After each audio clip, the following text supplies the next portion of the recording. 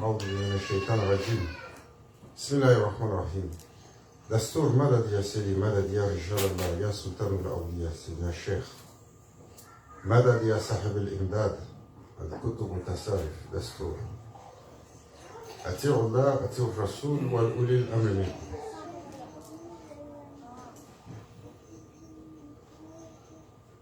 Louange et gloire à Allah Azzawajal, Janab al-Haq, qui nous a honorés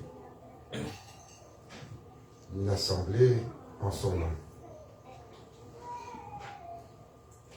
Shah Naqshband a dit Tarakatuna Sahwa wal khayru fil jamaya. Our way is Sahba.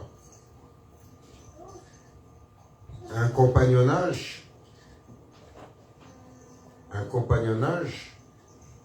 avec le cheikh. Un compagnonnage pour s'imprégner. Un compagnonnage pour une osmose de cœur. Un compagnonnage pour une imitation des gens de la réalité. Un compagnonnage pour mesurer chacun de nos états. Chacun de nos états, quels qu'ils soient. Nous avons des états de corps, nous avons des états d'esprit et nous avons des états de cœur. The companionship with the Sheikh is so important because we have constantly to measure and to size how is our state. And they are the perfect mirrors. Alors, on a décrit Sayyidina Abu Bakr al-Sadiq comme étant, littéralement, il était comme l'ombre du prophète sallallahu alayhi wa sallam. Pourquoi un tel qualificatif? C'est un qualificatif qui couvre deux significations. They describe him like the shadow of Prophet sallallahu alayhi wa sallam. La première, c'est que l'ombre ne peut pas être dissociée du corps qu'elle suit. Il n'y a rien de plus fidèle dans l'imitation. Et l'ombre est comme une imitation très modeste et très humble du corps. Elle est toujours très modeste et très humble. Donc il était toujours effacé, en retrait, mais il suivait chaque mouvement du prophète sallallahu alayhi wa sallam mieux que personne. Alors pour les étudiants, pour les mourides, cette proximité avec le cheikh, to get close to a cheikh, is so precious. Elle est si précieuse, elle est si désirée, mais ô combien, pour nous, difficile. Si on nous disait aujourd'hui, comme Jama'a, il y a un Sayyidina Abu Bakr al-Sadiq radiallahu anhu est sur terre, qui ne va pas laisser tout ce qu'il a pour aller le voir?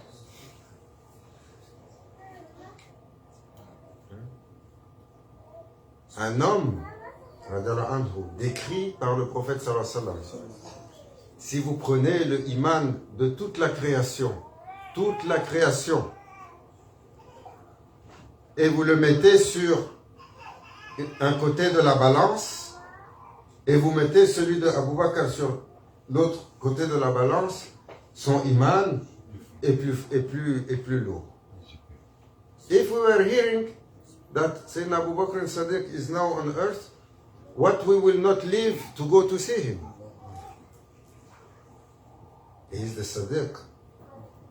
He is the shadow of Prophet sallallahu alayhi wa sallam. Sayyidina Abu Bakr al-Sadiq radiallahu anhu, il a eu un héritier spirituel. Le prophète sallallahu alayhi wa sallam a dit, ce que Allah m'a donné, je l'ai déversé dans son cœur. Pour nous donner une image, pour que l'on comprenne comment se fait, qu'est-ce qu'il y a dans cette relation entre le murshid et son mourid, entre le guide et son disciple. Il a dit ce que Allah m'a donné, j'ai déversé dans son cœur. Donc c'est une osmose, c'est une transmission de cœur. What Allah gave me, I pour into his heart. Sayyidina Abu Bakr al-Sadiq, avant de quitter ce monde, il a choisi un à qui il a déversé dans le cœur. Sayyidina Salman Farsi.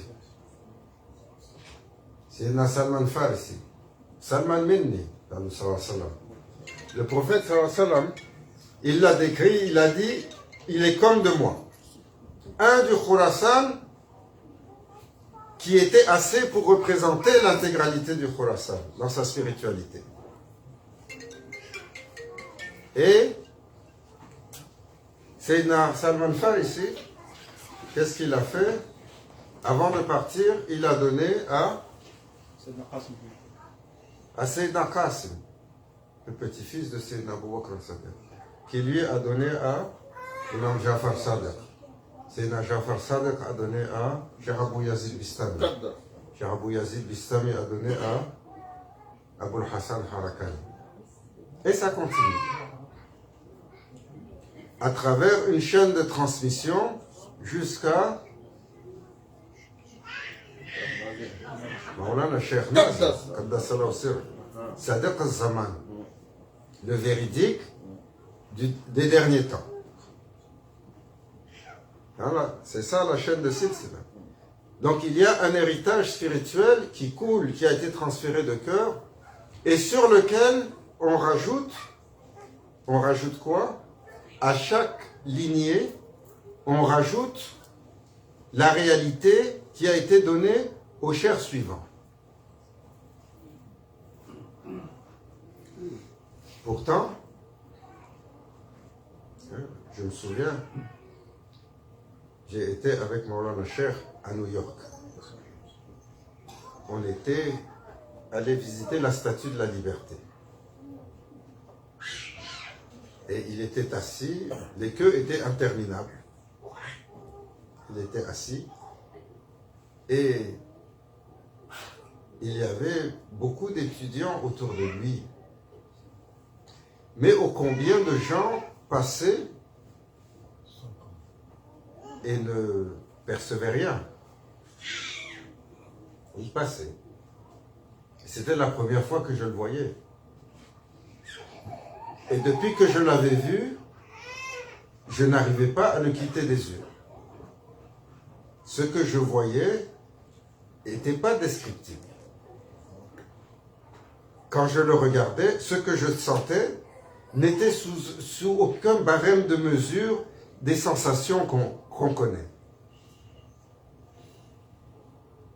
Et à un moment donné, je me suis arrêté et je me suis dit, mais est-ce qu'il ne voit pas? J'étais jeune. Et je me demandais, mais pourquoi cette foule passe et ne voit pas? Et quand je suis revenu, que ma vie avait un peu changé par cette rencontre, comme tout le monde,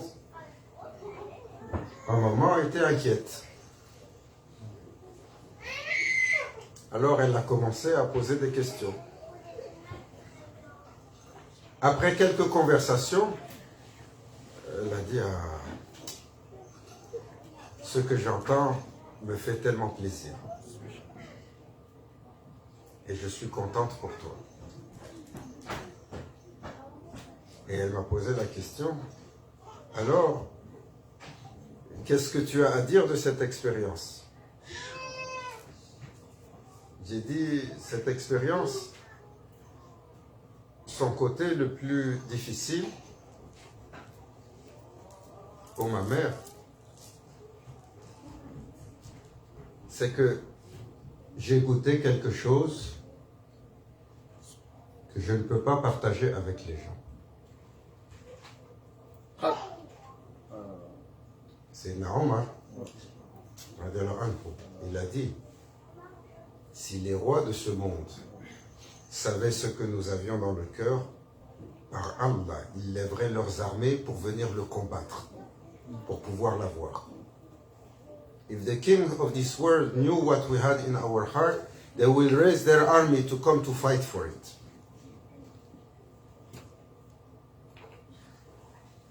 Pas qu'il y a quelque chose dans mon cœur, Achat. Non.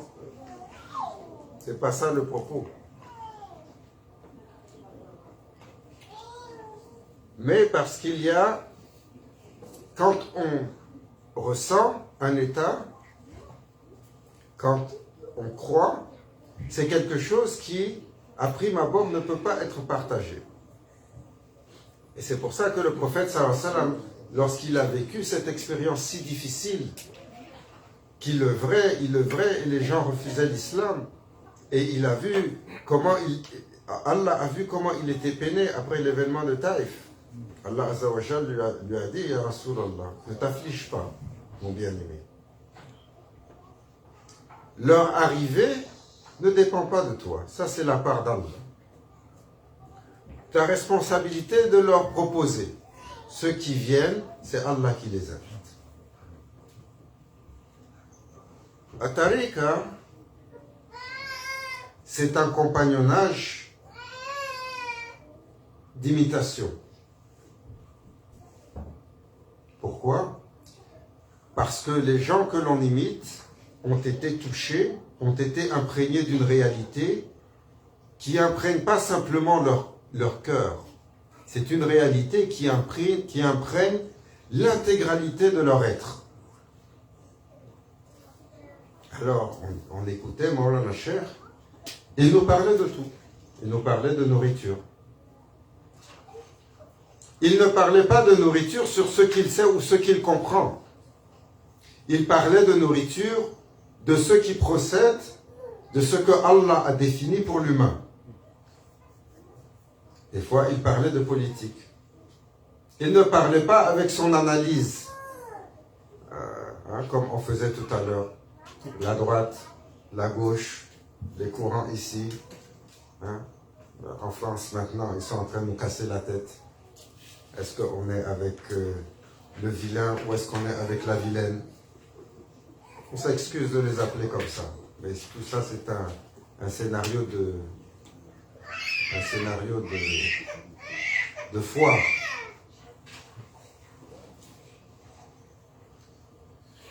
C'est rien de personnel pour nos amis les Français. Et lorsqu'il donnait son avis, ce n'était pas sur ce qu'il avait cogité. Ce n'était pas sur ce qu'il imaginait ou sur son analyse. Non, ce sont les gens d'Allah. Allah, il dit, le prophète sallallahu alayhi wa sallam a dit, fais attention à la vision du croyant. Pourquoi? C'est avec le regard d'Allah qu'il regarde. Il ne regarde pas avec son propre regard.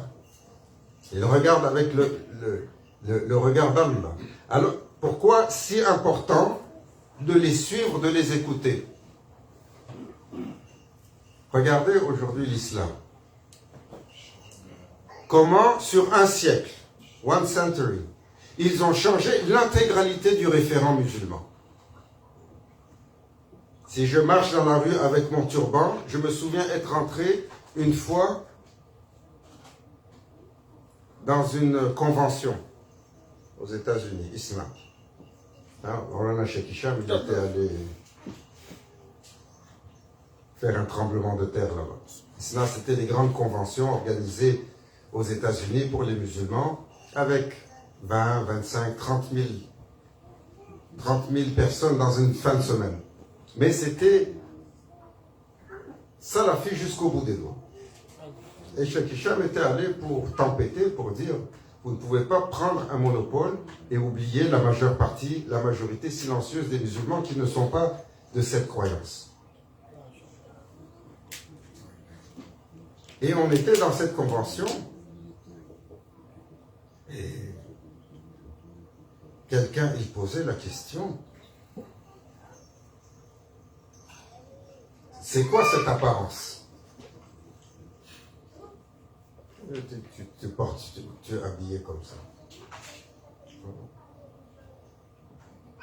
Il dit, toi, tu me poses cette question? Il a dit oui.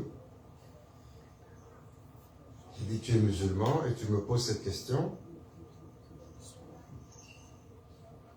Tu ne sais pas que ton prophète n'est jamais sorti sans un turban sur sa tête? Tu ne sais pas qu'aucun homme musulman n'a marché sur cette terre pendant 13 siècles sans porter de turban? Tu ne sais pas que le turban, Tijal al-Arab, le prophète sallallahu alayhi wa sallam a dit, c'est la couronne du musulman.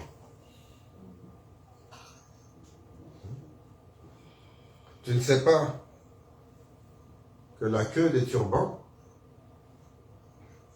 le prophète sallallahu alayhi wa sallam a même établi que le turban devait être attaché avec une queue qui dépasse. Pourquoi? Parce que c'est ainsi que les anges descendaient lors de la bataille de Badr. Il les a vus descendre, il les a décrits, et il les a vus descendre portant des turbans, et les turbans avaient une queue. Et il a dit aux compagnons, vous devez la porter. Il dit, c'est notre histoire, c'est notre référent. Oui, mais c'était un autre temps, pour une autre nécessité, de gens qui vivaient dans le désert et qui devaient lutter contre les éléments. Subhanallah. Voilà où le shaitan nous a amené, comment il a changé tous nos référents.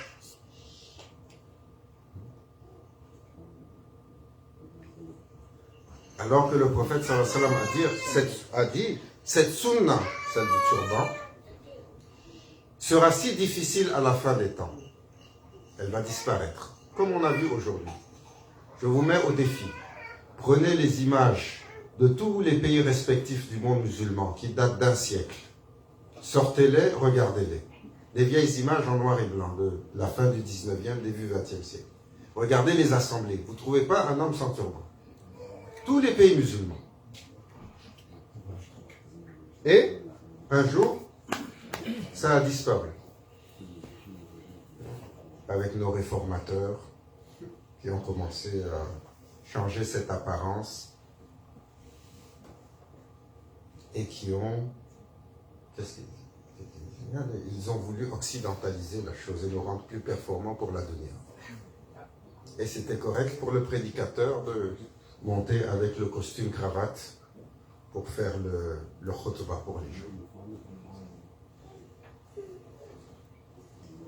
Demandez aux savants, quand ils font leur formation à Damas, à Abu Nour, ou ils font leur formation à l'Azhar, en Égypte, il y a tout un cursus sur l'apparence de l'imam.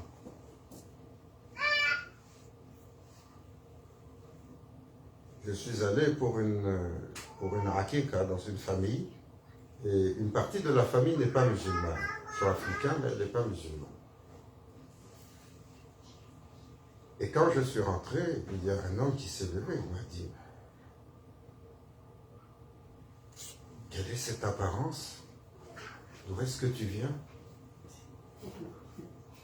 Il était sincère, il était touché, il était heureux. Il a dit, je veux m'asseoir à côté de toi. J'ai jamais vu une telle apparence. Et c'était un croyant, il est catholique. J'ai dit, mais c'est l'apparence de Sayyidina Isa alayhi salam. Jamais tu as entendu parler de Jésus, que la paix soit sur lui, excepté il portait la barbe, il portait la robe, il portait le turban. Il marchait avec un bâton et il avait la bague de tous les prophètes. C'est des éléments de sunna. Chaque élément a une fonction spirituelle si importante. Alors le prophète sallallahu alayhi wa sallam a dit, Tijan al-Arab, il va disparaître à la fin des temps. ça va être si difficile pour un homme de le porter que Allah va rétribuer chaque homme qui le portera, qui fera un tour de turban. Qu'est-ce qu'il lui donnera comme récompense? La station spirituelle de 70 Siddiq. On venait de parler de Sayyidina Abu Bakr Siddiq. Alors, comment les références ont changé? Regardez nos imams.